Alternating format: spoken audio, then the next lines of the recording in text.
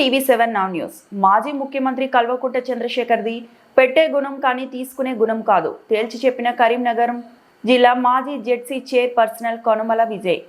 హుజూరాబాద్ నియోజకవర్గం 7 TV Now news channel ప్రతినిధి. September 2 Illanthakunta మండలం గౌరవ హుజూరాబాద్ శాసనసభ్యులు శ్రీ పాడి కౌశవరెడ్డి పిలుపు మేరకు ఇల్లంతకుంట మండలంలో కరీంనగర్ జిల్లా మాజీ జెడ్సీ కొనమల విజయ్ ఆధ్వర్యంలో ఇల్లంతకుంట మండలం నందు కాళేశ్వరంపై ప్రజలను తప్పుదోవ పట్టిస్తూ సిబిఐకి అప్పగించడాన్ని నిరసిస్తూ కరీంనగర్ జిల్లా మాజీ జెడ్సీ చైర్ పర్సనల్ కొనమల విజయ్ ఇల్లకుంట మండలంలో బీఆర్ఎస్ శ్రేణులు పెద్ద ఎత్తున ధర్నా నిర్వహించడం జరిగింది.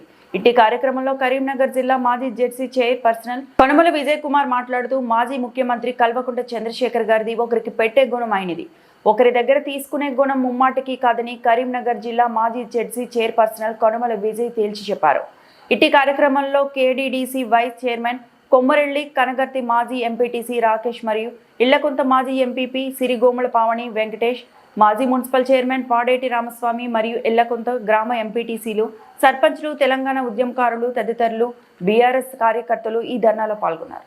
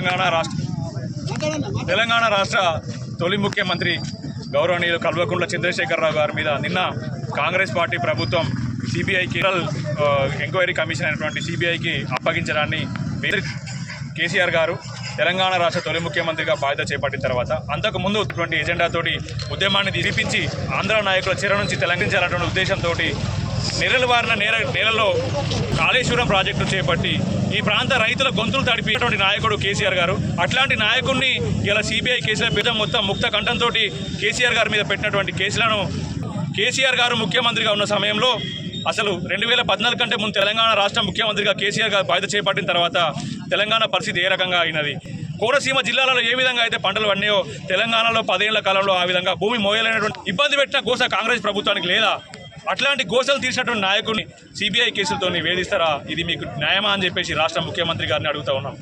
మీరు ముఖ్యమంత్రిగా పదవి బాధ్యతలు చేపట్టి 20 నెలల పాటు వాస్తవానికి ఎంక్వైరీ చేయదలుచుకుంటే మీరు ఎంక్వైరీ చేద్దామనుకుంటే మొదట విజిలెన్స్ కమిటీ వేసి విజిలెన్స్ విచారణ, తర్వాత మళ్ళీ పీసీ ఘోష్ కమిషన్ అని చెప్పేసి జ్యుడిషియల్ ఆ రిపోర్ట్ 650 పేజీల రిపోర్టు పీసీ ఘోష్ గారి కమిటీ ఇస్తే కనీసం 6 రోజులు అసెంబ్లీలో చర్చ పెట్టకుండా ఒక్క రోజులోనే చర్చ ముగించేసి మీరు సభ ముగిసిందని చెప్పేసి ప్రకటించుకొని ఢిల్లీ టూర్లు పోయినటువంటి ముఖ్యమంత్రి గారు రోజులు కనీసం 6 రోజులు 650 పేజీల నివేదిక మీద చర్చ పెట్టడానికి 6 రోజుల సమయం మీకు లేదా?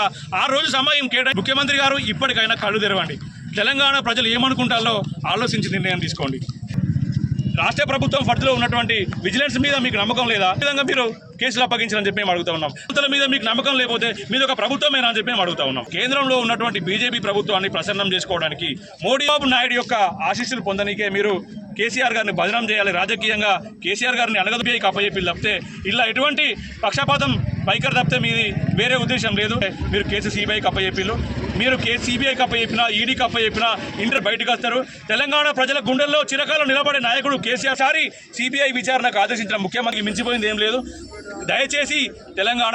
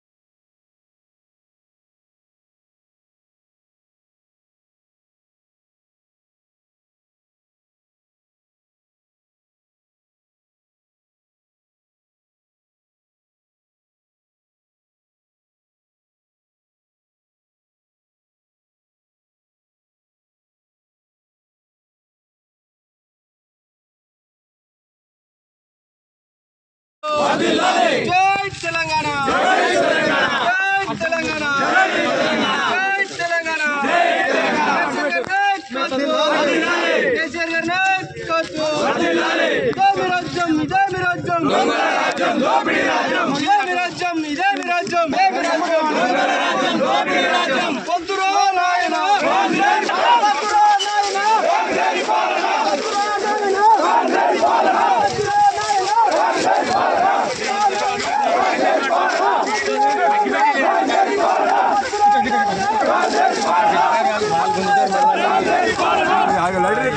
దొంగల రాజ్యం, దోపిడీ రాజ్యం, దొంగల రాజ్యం, దొంగల రాజ్యం, దోపిడీ రాజ్యం, దొంగల రాజ్యం, దోపిడీ రాజ్యం. రేవంత్ రెడ్డి పాలన, రేవంత్ రెడ్డి పాలన, రేవంత్ రెడ్డి పాలన. సిగ్గు సిగ్గు సిగ్గు సిగ్గు సిగ్గు సిగ్గు మచ్చలేని కేసీఆర్ పై నిందలు మోపడం.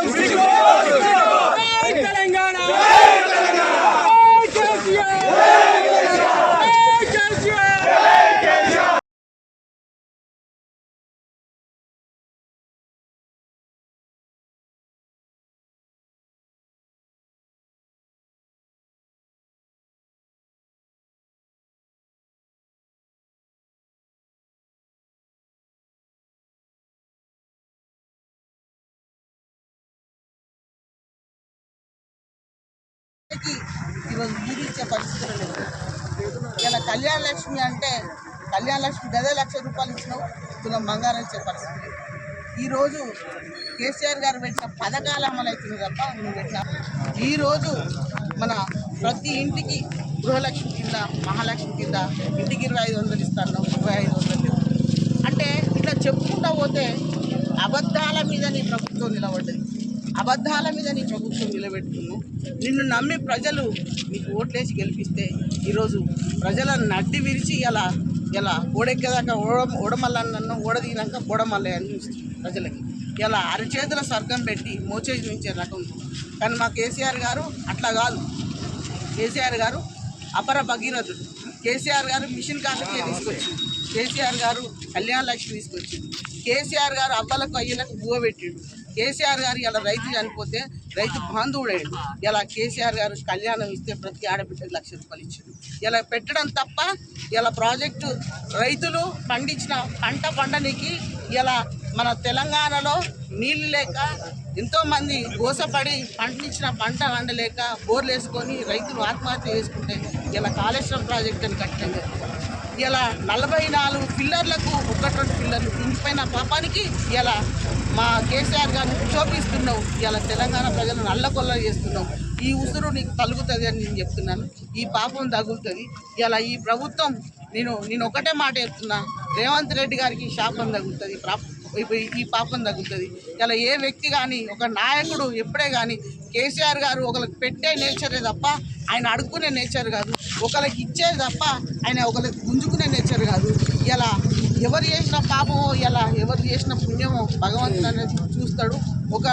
ఒకరికి శోభిస్తే ఎవరు మంచి జరగదని నేను కోరుకుంటున్నాను.